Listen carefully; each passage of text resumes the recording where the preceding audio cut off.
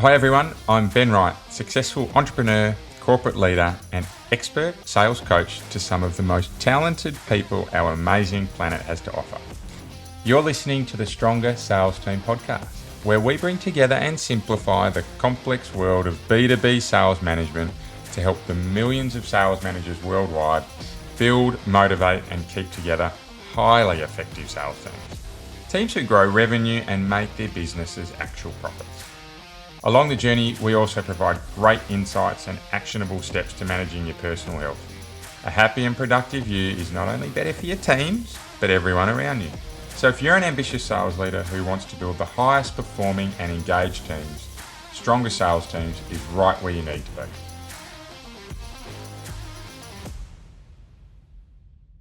Welcome back to Stronger Sales Teams, the place where we provide real-world and practical advice to help you develop super-powered sales teams.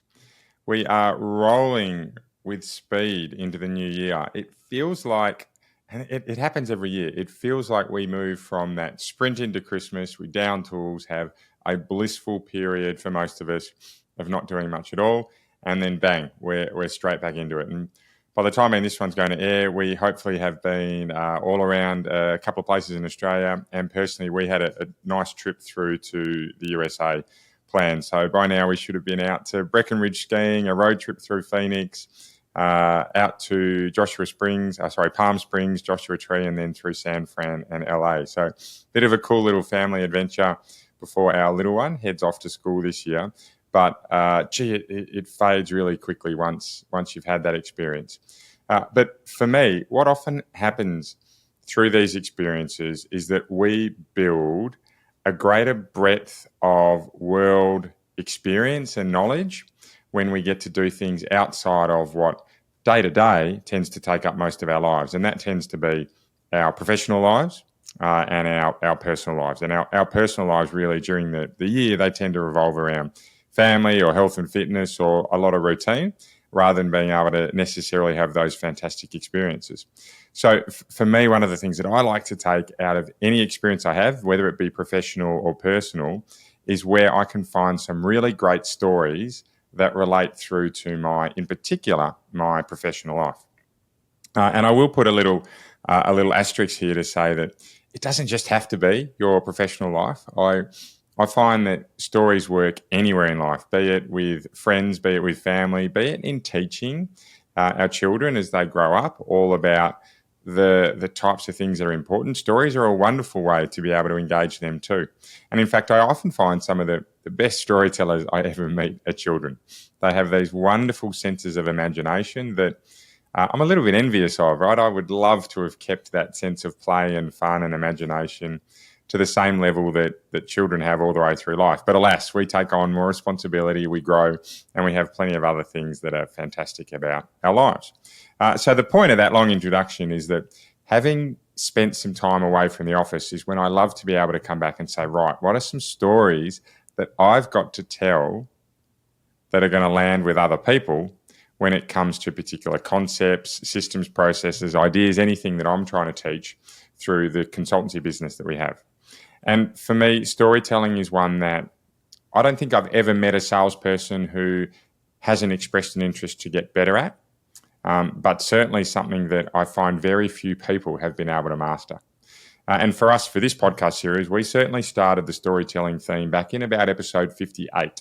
And that was with Akeem Shannon, who was the owner of Flipstick. And I loved that episode. In fact, we played it last week in our 100th episode. It was one of my top 3 favorite episodes that I've recorded over the last couple of years. And there are some snippets in there from Akeem. So if you listen to that, you know, today is going to be right up your alley. If you didn't, please jump back in and have another listen, because there was a really great conversation with Akeem that I still remember kind of 12 months on. But today, I would like to talk a little bit more about storytelling. I'm going to try to simplify what can be, despite I think obvious or initial impressions that storytelling can be quite easy. I actually think storytelling can be quite difficult. And I think to be able to master it and repeatedly tell good stories that engage your audiences, whether they be reports, whether they be colleagues, whether they be senior management, to be able to master the art of storytelling is very, very difficult. And you need to have a few things pre-prepared and practiced to be able to nail that. So today I'm going to run through a couple of ideas that you might be able to take away for yourself and for your teams as you move into the new year around how we can tell better stories more regularly. And I think that's the kicker for me, how we can really regularly roll storytelling into what we are trying to do as leaders ourselves. So let me get into it. This is going to be a complete solo episode. I think you'll enjoy particularly a couple of the frameworks that I can throw out, or that I'm going to throw out there for you to be able to use. Okay, so just to repeat, if you haven't listened to 58 with Akeem Shannon, go back and do so. If you've only got a short period of time, jump back to episode 100 last week, and that will certainly help give you a run in here. But for me, when it comes to storytelling, I like to think about what makes great storytellers. And there's certainly some obvious pieces around having charisma, around having the ability to speak publicly. And I think they're public storytellers. And for me, I actually think there's two types of storytellers. There's a public storyteller and there's a private storyteller. So I'll call them a macro storyteller and a micro storyteller. And it's certainly a lot harder to master the public storytelling. But I would say at a micro or a private level, some of those skills that we see really present in stage storytellers or public storytellers aren't actually as important. And that's the ability to have that charisma to be able to engage an audience. I think that is less and less of a key determinant of a great storyteller the smaller your audiences become. In fact, the smaller your audiences become, I think there's a few other skills that become equally, if not more important, than having that charisma and the ability to present. And for me, those storytellers that I've met across my life who are great at really at both a macro and micro level, or a private and public level, they tend to have some skills beyond those surface level attributes. And the first one for me that I see really regularly is they generally tend to have a framework around how they tell stories. So you think of a story having a beginning, a middle, and an end. I mean, that's a very basic way to follow the art of storytelling, but they actually tend to go a little bit deeper and have something that works for them. I'm going to go through a storytelling framework that really works for myself and for the teams that I work with later on in this podcast. So we'll leave that as it is for now, but certainly that's the first attribute I see. They're really impactful around storytelling because they have a repeatable framework that they can roll out again and again and again. The second piece, which you could argue is quite obvious, but I think often underplayed, is actually having written down a bunch of stories that you can draw from. Yes, there are stories that naturally occur. For me, I've got some great stories around the sale of our business, around some of the great highlights we had around the Echo Group, our major sustainability business. I've got some great stories around when I had my fruit and vegetable business, my Market Runners, right? This was all about produce from farms to doorstep as quickly as we can. And there's some terrific stories around there. I've got stories from sporting parts of my life where I've had, some moments of adversity, where I've had some moments of success. And there are types of stories that I can roll out quite easily. But I've also been able to write down a large number of stories that I know I can tell when I want to be able to roll them out. And I think for me, by having them written down and being able to refer to them, it allows me to use them more regularly because I've practiced them and repeated them. So storytellers, for me, they have a framework. They have written their stories down. And the third piece I've already alluded to here is that they've practiced telling them. So whether they've practiced telling them in the mirror to their family and friends, right, or actually practice them in real life in a commercial sense, doesn't really matter. What they've been able to do is practice those stories, get the first rough drafts out of the way. The first cut is always the deepest, as one of my favourite TV shows, The Entourage, when I was growing up, used to say.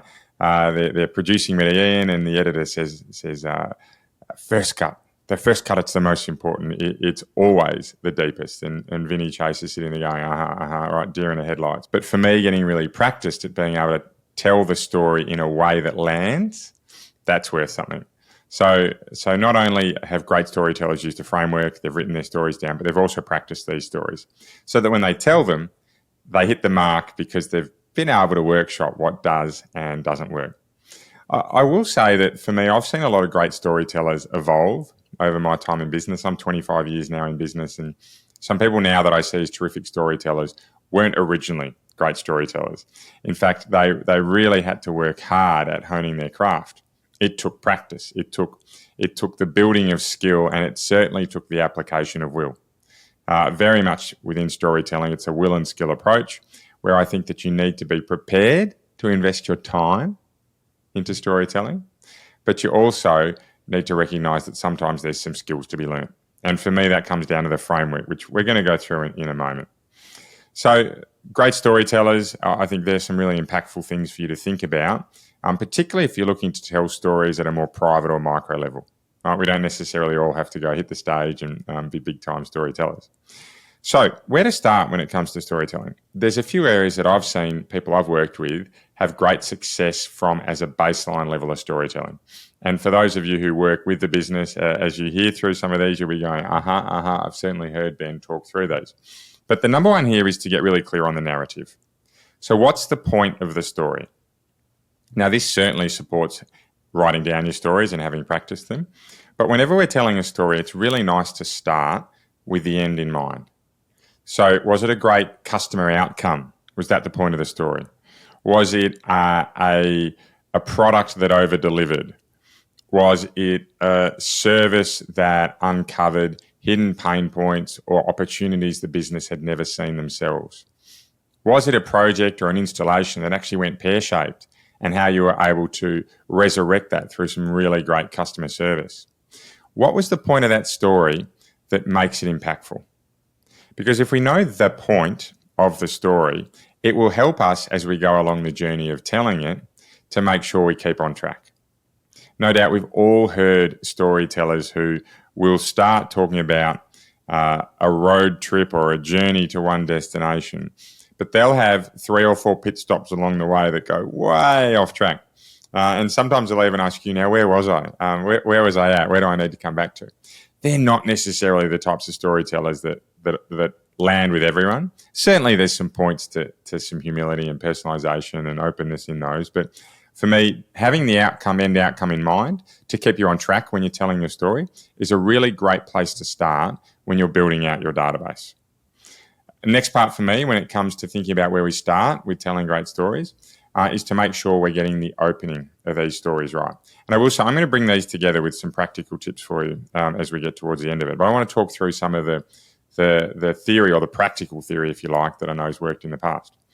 So second part here is, once we've got the end in mind and the outcome ready to go, is we start to think about how we can grab attention.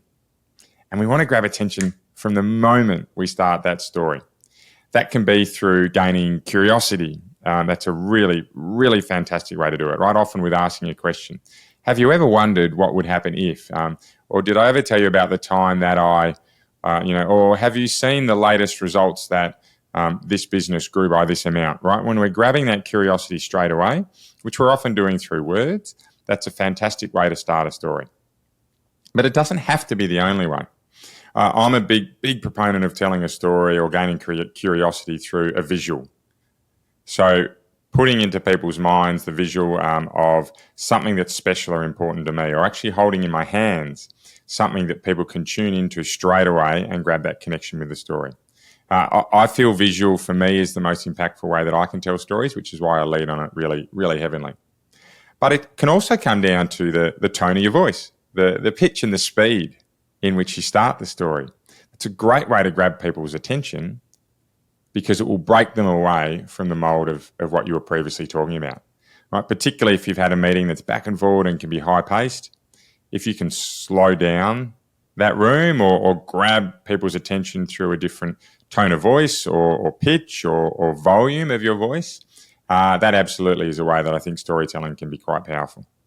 So we're talking here about how we can, or where we can start to tell good stories. And the first piece for me was have the end in mind. The second piece was really start to get people's attention, if through curiosity, if you can, as quickly as you can within a story. Third piece here is all around being authentic. It's not always possible to tell if a story is made up, but I think it is possible to tell the genuineness, in most instances, behind people and their stories. If you believe in what you're saying, i.e. if it's a story that really happened, or if it's a result that you really stand behind, that generally comes out in how people pitch their stories. So for me, when we're sitting down writing our stories, we need to make sure it's an authentic story that's relatable to us. For example, if it's a story about an event in your life that was a fleeting moment and it's had very little impact on you, then that's not necessarily going to come across as impactful. If it's about a sport that you're really involved with, right? Telling a story about basketball if you have very little association with basketball, less authentic. If it's a story about places that you've never been, right? Or topics that you've never really had anything to do with, less authentic.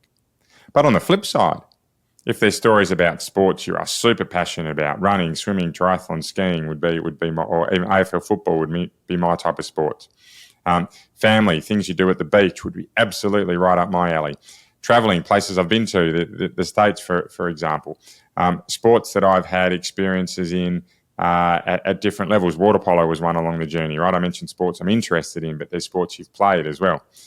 Professional experiences that you've had, bought businesses, sold businesses, built businesses, terrific results you've delivered for customers, troubled results you've been able to turn around for customers, right? Authenticity is very hard to replace. So if I'm looking at where to start when it comes around storytelling, the first place I'm looking to start, the absolute first place, is making sure I'm clear on my narrative, right? What the end outcome is. The second thing I'm looking to do is grab people's attention early, and I'd say early and often. You want to keep that engagement up through the story. And the third piece is all around being authentic. So really believing in what you're saying or the story that you're telling comes out in droves for the audiences at the other side.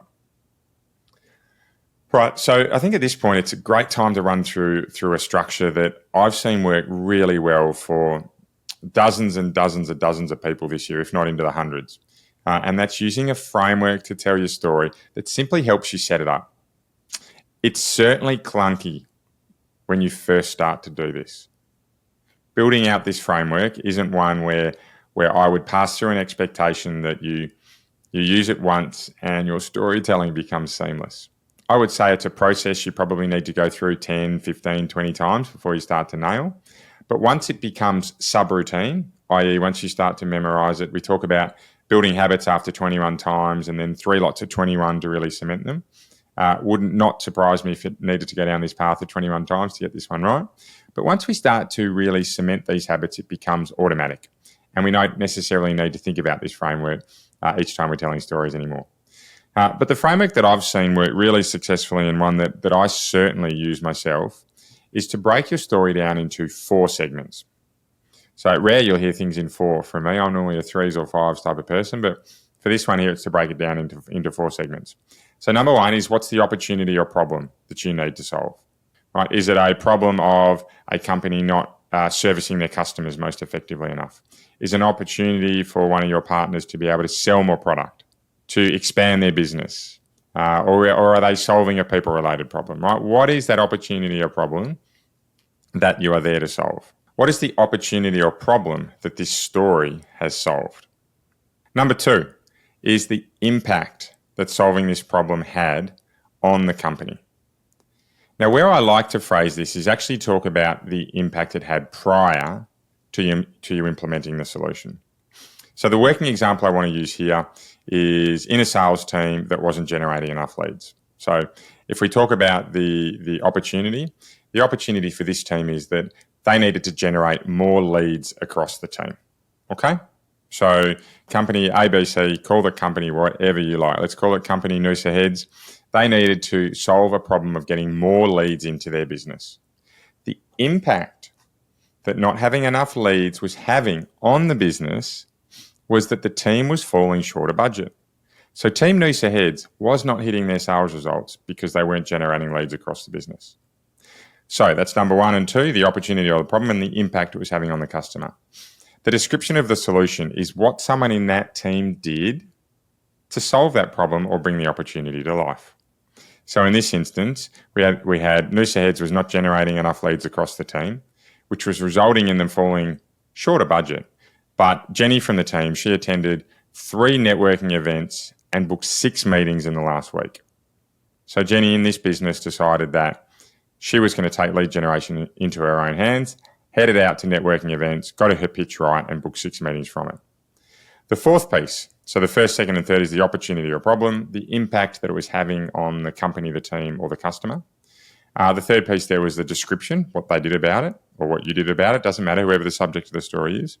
And the fourth piece here is the outcome that was delivered to the customer, to the team, to the business, to the individual. So in this instance, the outcome was that if that Jenny hit her budget for that month, and then if everyone booked 6 meetings in a month from their own personal lead generation activities, the business would hit budget and likely overachieve it. So let me run through those again. In terms of the story structure, number 1 is the opportunity or problem you're trying to solve. Number 2 is the impact it has on the subject, be it company, team, or customer or individual. The third piece is description of the solution, and the fourth piece is the outcome that it delivers. So it's quite straightforward. Opportunity or problem, impact, solution, and outcome. So this is how the story would go, putting it all together. We needed to generate more leads across our team. By not generating leads, we were falling short of budget, and it was having a significant impact on the sales team. What Jenny from our team did is she went and actually attended 3 networking meetings herself and booked 6 meetings from those networking events, and that was all in the space of 1 week. As a team, we all sat down and we realised that if we could all just attend 3 networking events per month and book 6 meetings from it, that we would more than likely not only stop missing our targets, we'd hit them and probably overachieve them just by attending 3 meetings each per month.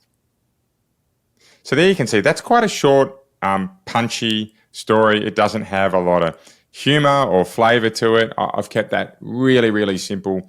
But the point is that it's actually evidenced an example. It's given some social proof around how our team has generated more leads in the past.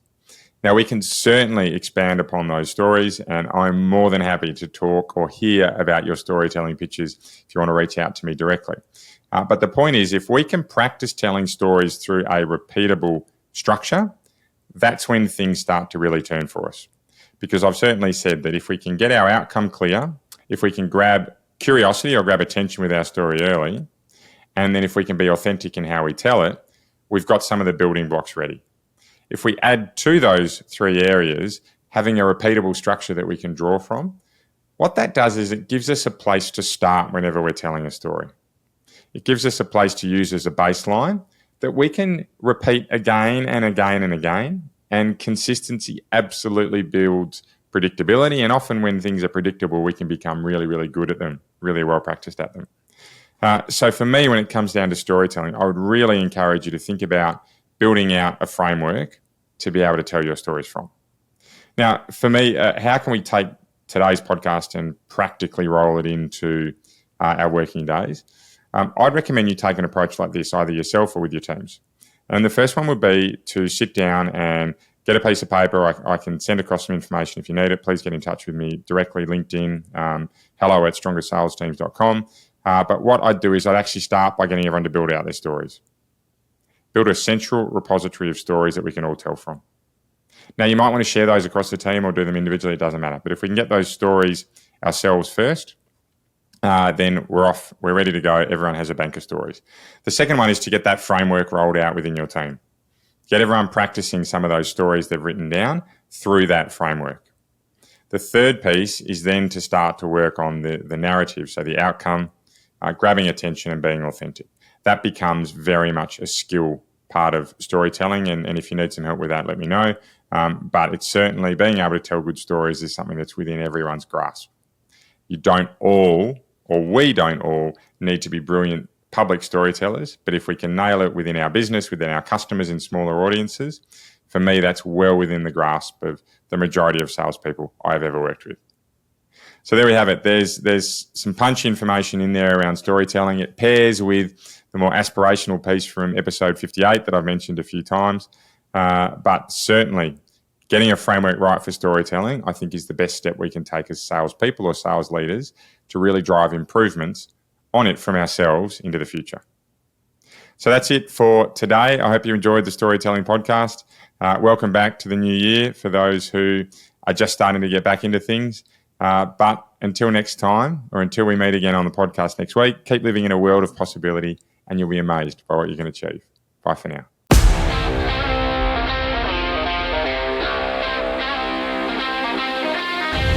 Want to be kept up to date with any of our free materials to help you build the best sales teams possible? Well, the easiest way you can do so is to follow us on your favourite social media channel. We're at Stronger Sales Teams on most of them, and if you DM us Stronger, we'll send you right back some great resources to help you build your superpowered sales team. If you'd like a little more help, please get in touch directly and book a free discovery call with me. I run a limited number of these sessions and they're free for my podcast listeners. I'd love to help you out. Until then, see you next week for another podcast of Stronger Sales Teams.